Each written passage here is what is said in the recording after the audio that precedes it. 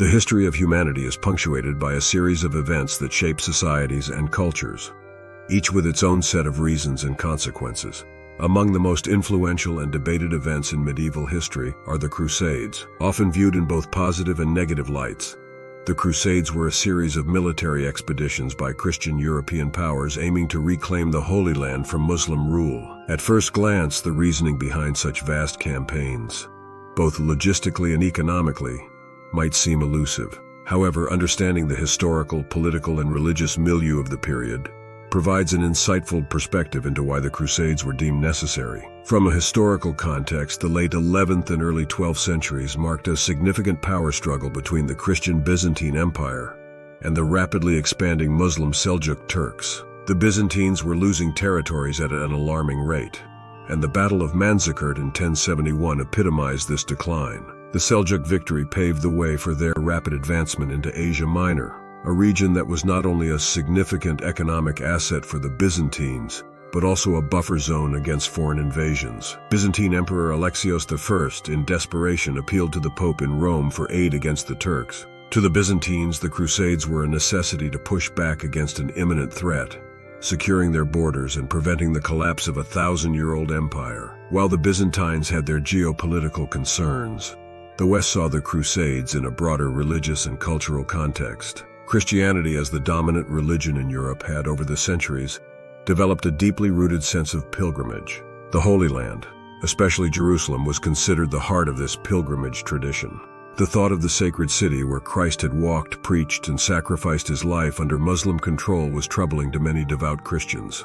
There was a growing sentiment that it was their moral and religious duty to liberate these holy sites and ensure a safe passage for Christian pilgrims. This sentiment was fueled further by stories of alleged persecutions of Christian pilgrims in the hands of Muslim rulers, further creating a sense of urgency and a call to action. Pope Urban II, recognizing these sentiments and perhaps seeing an opportunity to mend the schism between the Eastern and Western churches, gave a rousing speech at the Council of Clermont in 1095. He called upon the knights and nobles of Europe to unite under the banner of Christianity and embark on a holy mission to reclaim the Holy Land. This call to arms was not just about securing pilgrimage routes or assisting the Byzantines.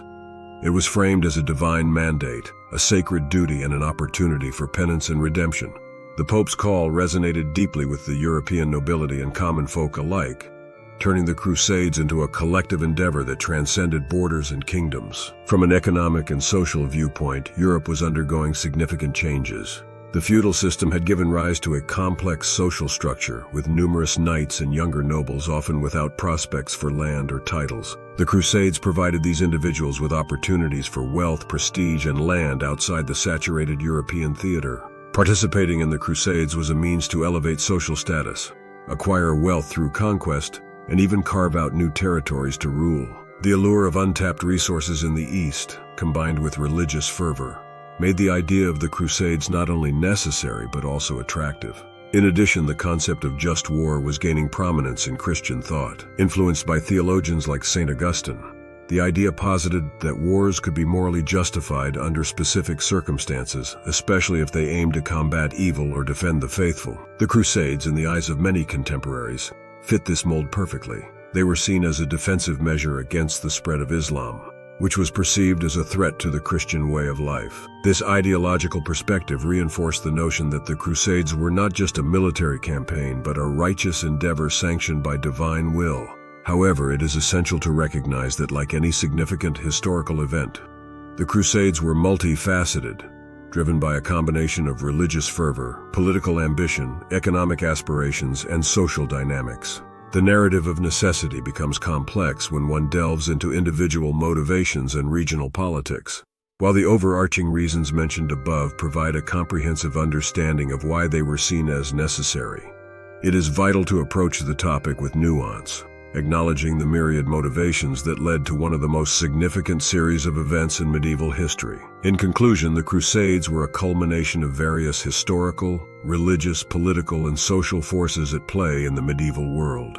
They were viewed as necessary for a myriad of reasons, from the survival of the Byzantine Empire and the protection of Christian pilgrims to the promise of economic gains and spiritual redemption.